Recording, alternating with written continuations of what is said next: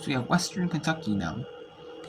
10-6 we lead for Western Kentucky on Louisiana Tech University.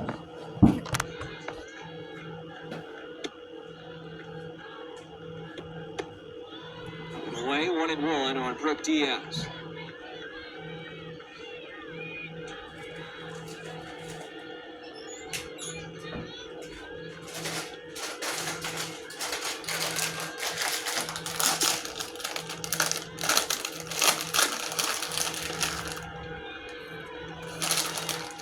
Trying to figure out where that one missed.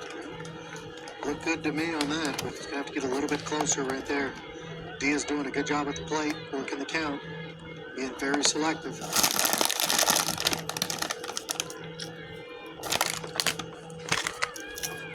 2-2 now are Diaz.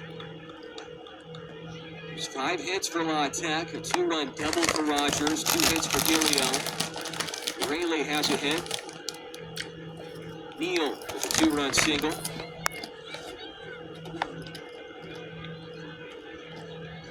And it's 6 hits now after the Eastham leadoff single. Our first hit today. 2-2 from Smith. Fouled back as Diaz catches up to it.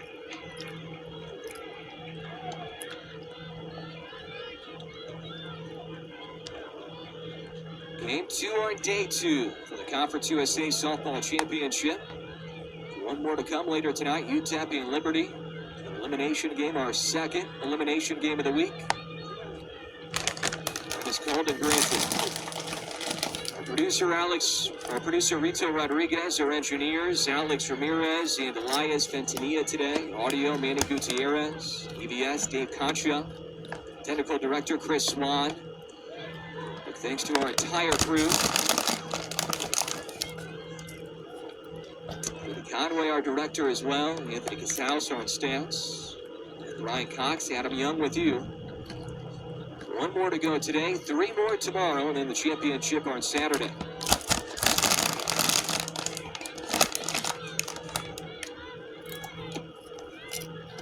Two from Smith.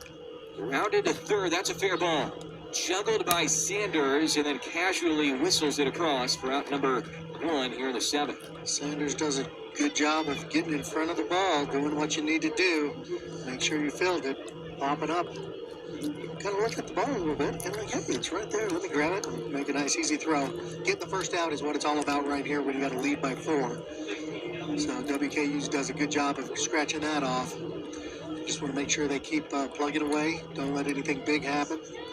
Any plays in the gap or anything like that, you want to keep the runner off second base. You're not really worried about Eastham at second, so just stop the big inning, but continue to get outs is the mantra. Pinch hitter for the Bulldogs as Olivia Ellingson hits here for Paris Indris. Strike 1 to Ellingson. Ryland Smith in line for the win.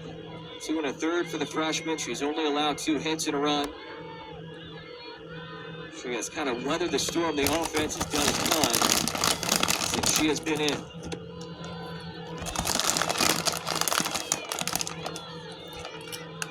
And if WKU can hang on, they're going to have a decision to make. Do you start Smith tomorrow? Or do you start Gardner tomorrow? It'll probably be a game time decision, or kind of see how they're feeling in the morning. Kind of go back, analyze everything, see what type of pitcher you have against the hitters that New Mexico State are. I think there's a lot that comes into play, and sometimes it's just your gut feeling too. This is going to be one heck of a matchup tomorrow. Both teams offensively are really doing good. Ellingson strikes out. The Hilltoppers 1 out away from a date with New Mexico State tomorrow. Ryland Smith feeling it. I love the intensity on the plate. Look at her screaming and shout with that strikeout. That's what it's about. Good job. Not pitching like a freshman today. She hasn't pitched like a freshman all year. I like to say it, sometimes the freshmen don't know any better. Just get it done. And sometimes it ends up to that sophomore slump the next year when they realize what they did and how big of a accomplishment it was, and kind of brought back to reality. But, Ryland's doing a great job. 0-1 on Cooper.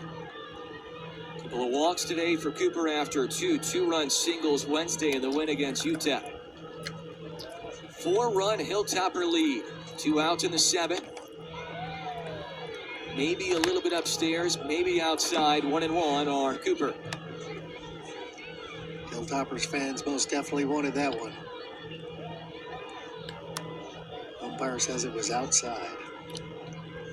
A pair of comebacks for WKU today. They trailed twice. It's 2-0 La Tech in the 3rd. A 4-run 3rd for WKU put them ahead. 3-run La Tech 5th made it 5-4 Bulldogs. And then a 6-run WKU 5th. Gave them a 5-run advantage. 1 run of the 6 for La Tech. Down 4 now in the 7th. The 2-1. Fouled back. Final strike now for the Bulldogs. Definitely working it. Here we go. Smith is in the zone right now. I guarantee she wants a strikeout to end the game.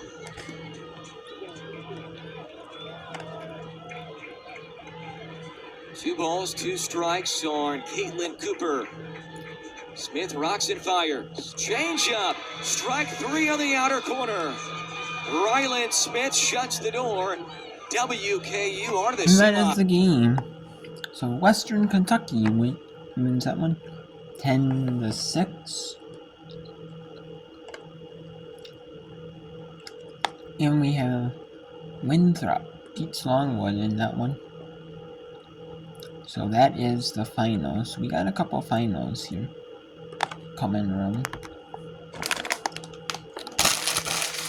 These are from conference tournaments all across the country that are on ESPN Plus. Not all of them are, some are. Most of them are.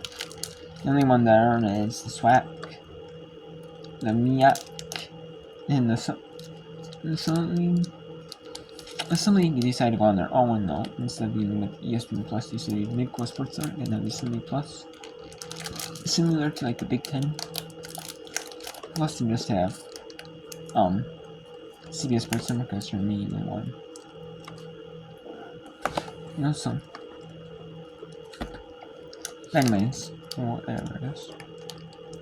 And we have some, not a lot of games on right now, but we have some. And some getting ready to be on here any minute. Here. We got Toledo Miami is still in the range, like 4-1. South Louisiana Mineral, South Alabama, top the 1-all. 5-3 Jack State looking to advance the championship game against Florida, with a win over Florian. And then Florida Gulf Coast, 2-all. Or Eastern Kentucky. Yeah, Texas Tech at number 1 Texas. On top of the 5th. We have number 9 LSU 2, number 3 Tennessee 0 on top of the 5th. Nevada 8-0 on UNLV in the bottom of the 5th. Looks like that's going to be a possible run. Coppin State, North Carolina Central, Coppin State.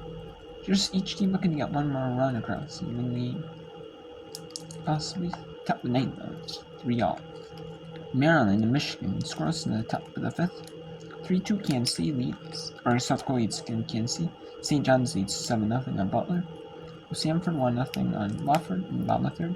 3-1 Covering at the Cincinnati in the bottom of the 2nd. Number 6 UCLA scores in the bottom of the 1st against Arizona State. 4-0 Portland State, Idaho State, Ball State. Ohio is the lead due to the rain delay. There are only a couple games here on ESPN Plus, but we will get to actually we'll get a couple power conferences in SEC in, as well as the Big Ten, and we'll get the SEC and the Big Ten.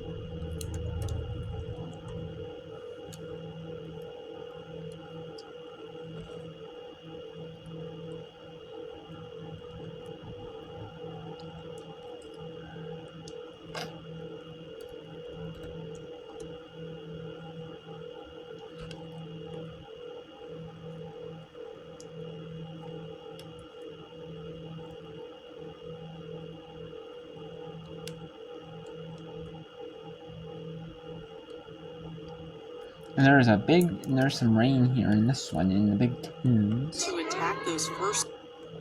In the Big Tens. It is. It is not the greatest of conditions, so it's like a more pictures game.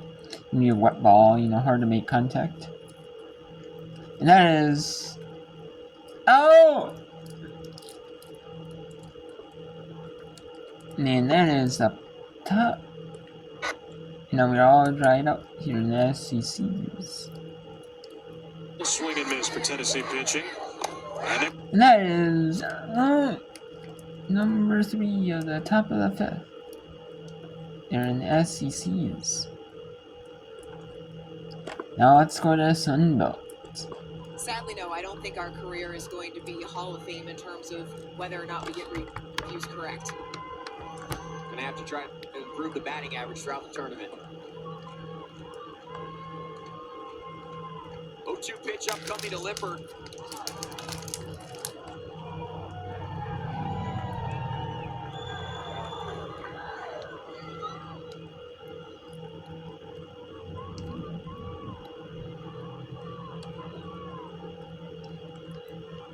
.124th pitch upcoming for Lackey. Ground ball to short. Sims strong throw. And that's out! We head to the bottom of the... Bottom of the 11th here. And there was a technical issue with one of the games with Florida, of course, in Eastern Kentucky.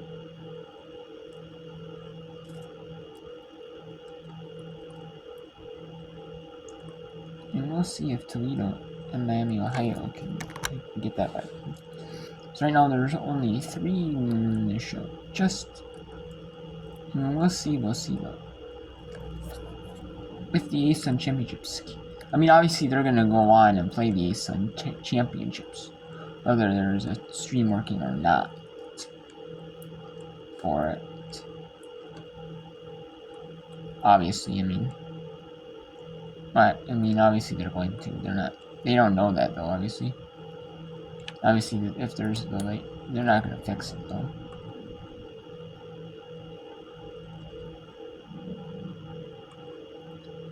So let's go to the Big Tens. The Big Tens when the weather, really?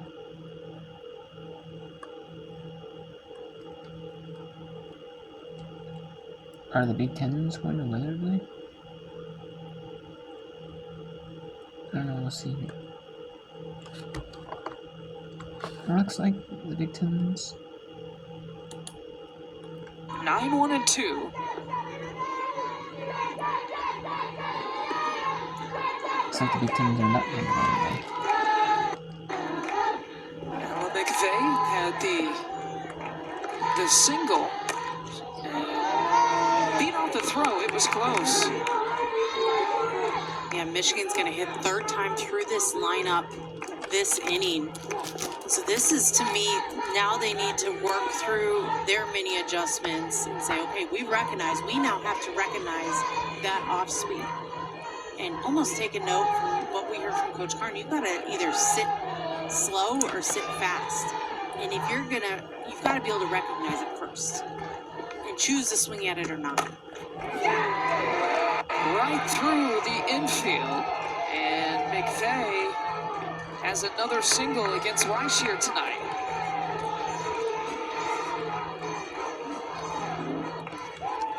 Two hits for McVeigh, a stellar performance, just driving this one back up the middle, getting her barrel on it. This one just falls too far over the middle of the plate. Able to drive it right back up the middle. Leadoff runner on base for Michigan. And what a hit by Michigan that is. Now, and that is out, number 1. They're okay. So we just have, there's a bunch of delayed, a bunch of games, obviously. So we've had SECs are obviously delayed big. MAC is delayed big. Big here.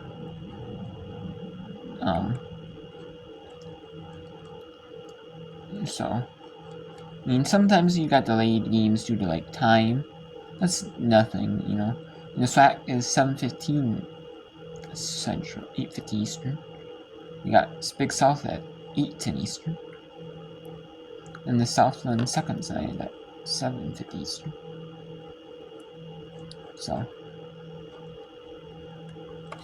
To creep in a little bit, protecting, maybe knowing what Langford did the last time, not allowing her to drop that bunt in again.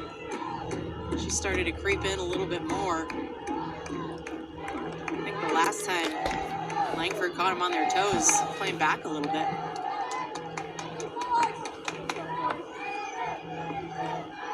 The 2-0. Their outside pitch.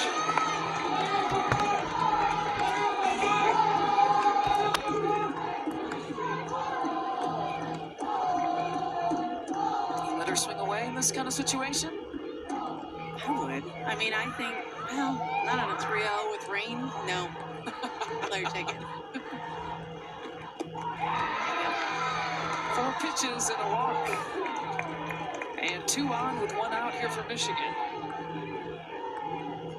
Yeah, I think when you're behind in the count at this point with rain, that one not even close either. So Langford on, Sealer bunts McVeigh over. You're right, very similar to that third inning, except for the fact that Langford got a hit last time. So again, a conversation with Weish, switching out the softballs, evaluating how they want to attack Maddie Erickson, who's got a walk and a strikeout already here tonight. And she says, "Coach, look, can I use you for other things than strategy?" Really? You've been in the dugout, you're dry. I need any piece of dry arm or clothing you've got. So a program record for a Big Ten tournament game, 7 strikeouts tonight. Look at her work in the Big Ten tournament. Remember, she went 9 in the complete game against Penn State, 9 innings yesterday. So 13 in the third.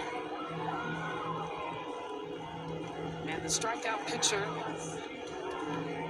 graduate student from Maryland, not disappointing in her appearance, but being tested here by this Michigan offense in the 5th inning.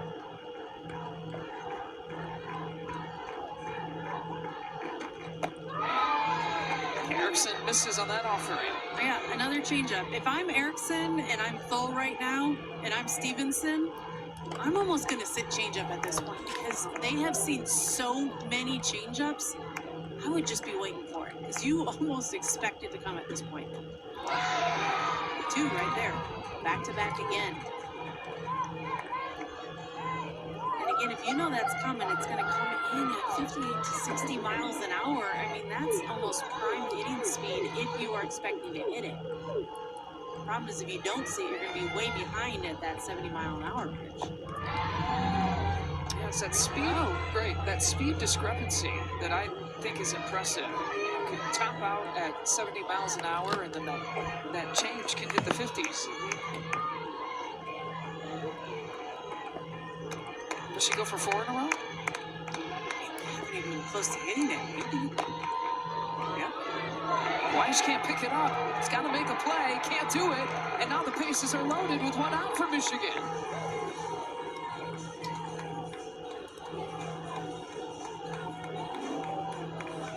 Barely got a piece for Erickson.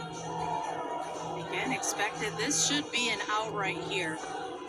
This just not in the glove, thinking to make the toss before she gets that ball in her glove. You've got to be thinking ball first if you're Weish.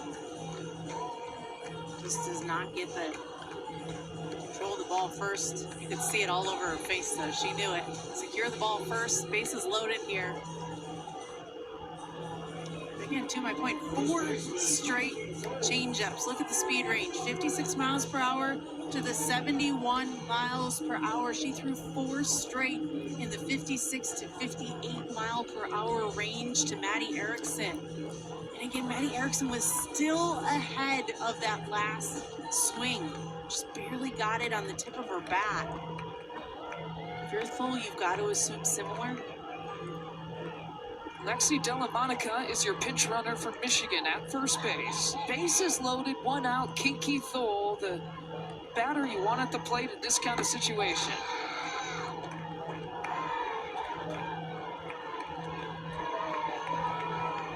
Three for 7 with the bases loaded this year.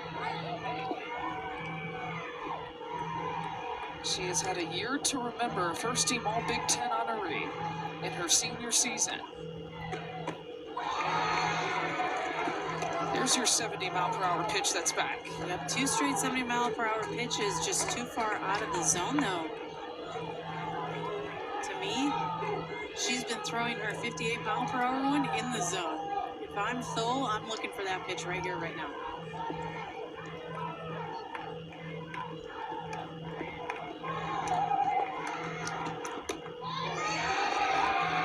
There it was. Not that I'm a hitter, I don't know how hard it is to look at that after 2 70-mile-an-hour pitches, but I know it's coming at least from a pitcher's mind. 3 balls though. That was a ball 3. That was close enough for a strike. Michigan, something about the 5th and the 6th innings they've excelled at. 56 total home runs on the season by 10 different players, 14 of them coming to the batter who's at the plate here right now in this situation. 3 balls, 1 strike to Thole. She might get something to hit here. Right down the middle. Thole fouls it back. That one topping out at